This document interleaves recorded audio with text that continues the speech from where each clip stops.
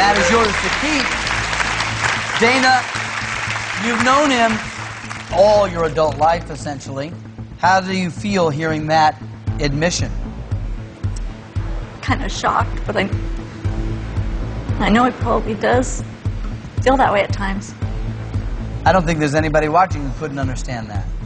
You want to elaborate on that at all and tell us what it's been like for you? Well, you know, in order to cope with things, you got to look for the good in everything. But so, you know, I know that I've gained some insight and some understanding that maybe nobody else knows. But at the same time, at a price no one would willingly pay. I certainly understand that. Celeste, as his daughter, you've had to witness this and probably bear the brunt of it yourself a little bit. Yeah. Can't have been easy. No, it was sometimes hard when I was a kid in school, and, you know, the other kids that, you know, their parents probably told them that my dad made up some story. And Cliff, you're the oldest. Right. Do you remember when you first discovered that there was this story and this was your father's legacy and there were certain people that believed and certain people that didn't? Yeah, absolutely. I don't remember exactly what point, but, you know, I grew up with it, and yeah, it caused some, you know, teasing, but I always just thought it was amazing. You know, I know my dad's character, and he's just a down-to-earth guy, honest guy, and I totally believed him, so. You've answered 11 truthfully. That's $25,000. It's your money, but we can't add to it 4 more truthful answers. We get to $100,000, and in this next section, we're going to ask some very specific questions. Questions about that day in 1975. So would you like to continue? I'll go forward. Okay. Yeah.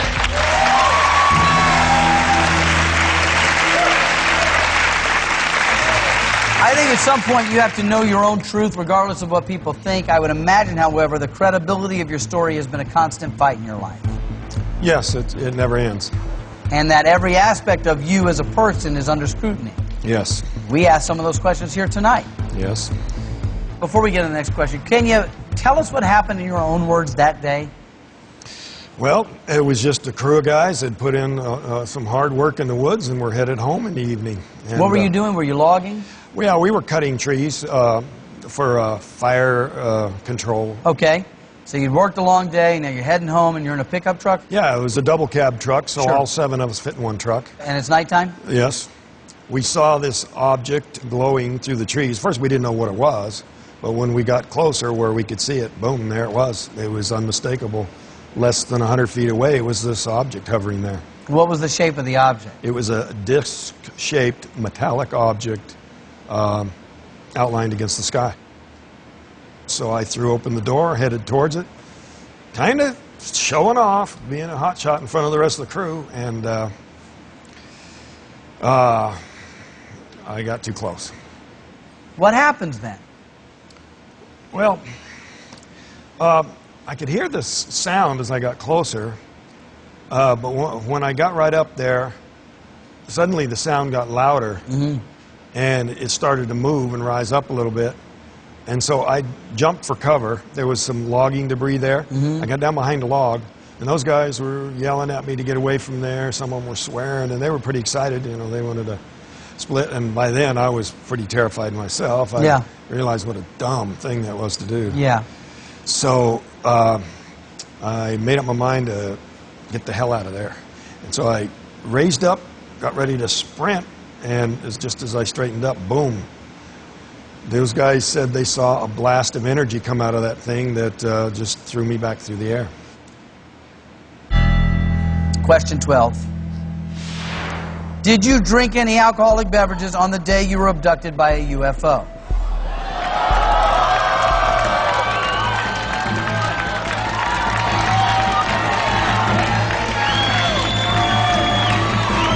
The moment of truth will continue. The moment of truth continues. Question 12. Did you drink any alcoholic beverages on the day you were abducted by a UFO?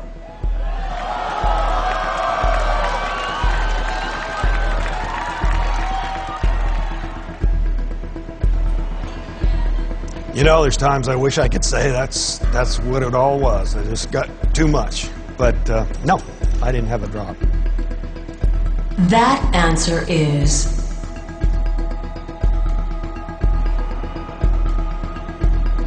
true.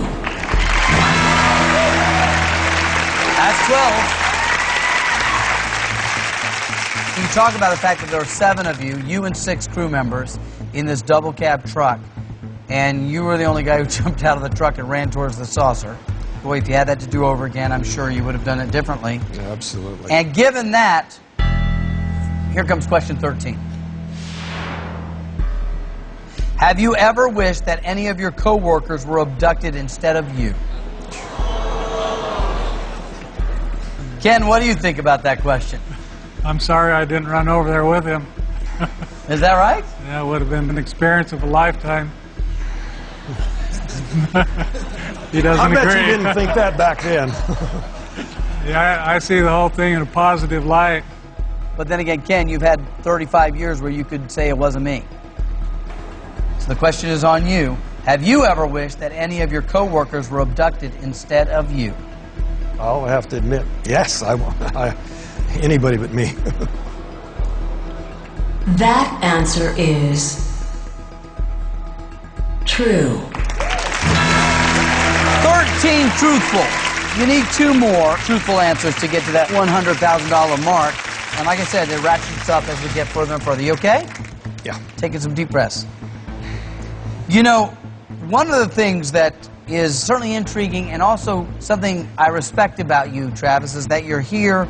Your story has been the same since the day it happened.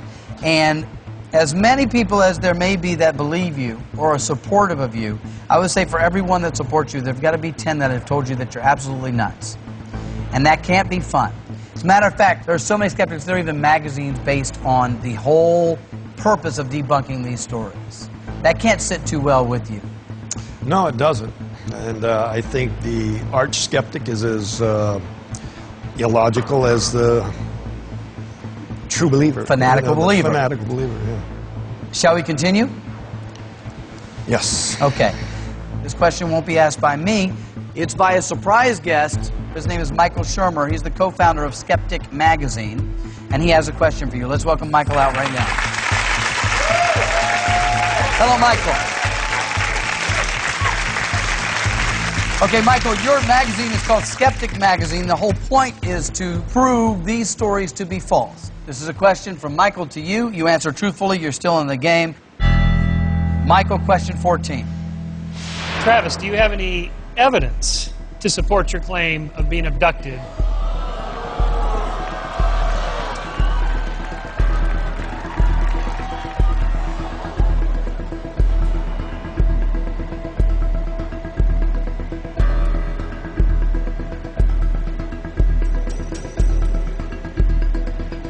I'd say there's piles of it, yes.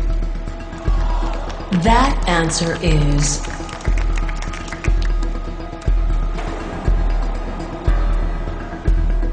true. You bet. Congratulations, that's 14th truthful. I want to say I like Travis very much as a person, but extraordinary claims require extraordinary evidence. Travis's story is an extraordinary claim. The evidence is just his word. The Geiger counter readings, the electromagnetic readings, that's physical evidence. You can't hold it in your hand, but the skeptical investigators made these assessments, and all the witnesses, that's evidence. But we do know that you had been fantasizing and thinking about UFOs and aliens long before that experience. That makes me suspect that it's in your mind. I'd like to ask you a question. Have you read my book?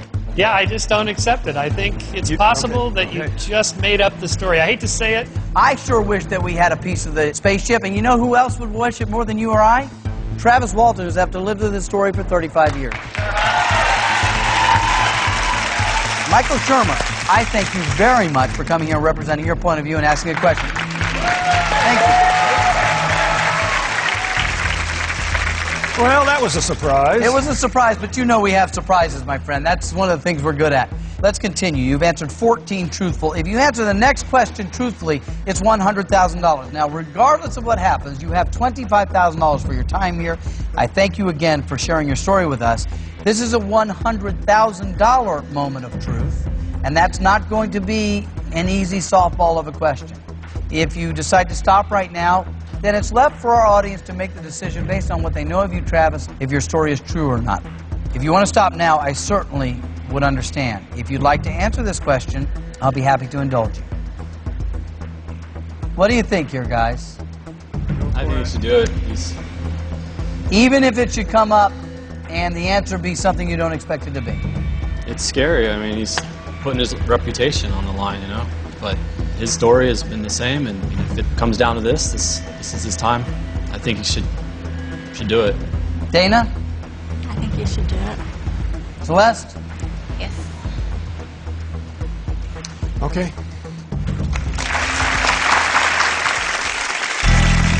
Question 15.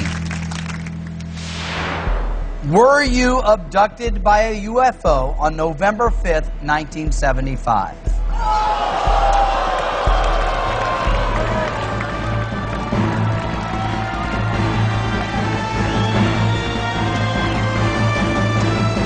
The moment of truth will continue.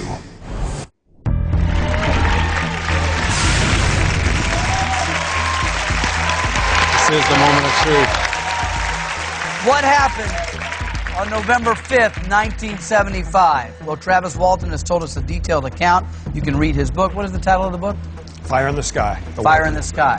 Also a movie based on his story, and basically he says he was driving with 6 crew members from a day of work where they saw a flying saucer, and he jumped out of the truck, and the next thing was witnessed by Ken and others that a beam of energy or light hit you, and you believe that you were abducted, and Ken believes that you were abducted by aliens for that period of time.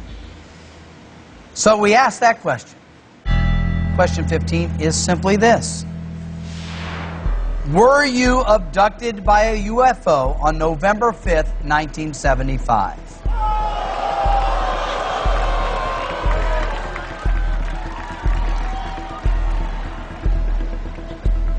Yes. That answer is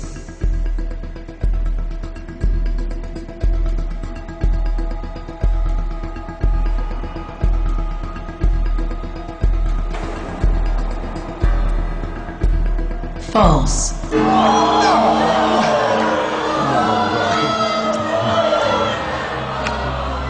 Well, Travis, I told you at the very beginning of this show that I'm not a skeptic.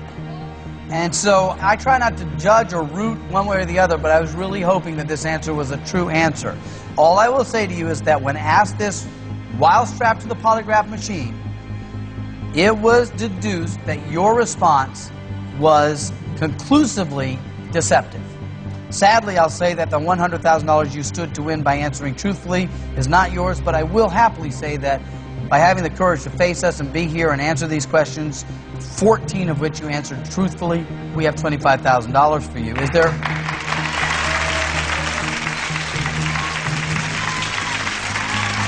anything, Travis, you'd like to say before we say goodbye? Well, the polygraph is 97% accurate, not 100, even in the best of cases. Travis, thank you very much for being here. Thank you for getting the opportunity for us to hear your story. You can go spend time with your family.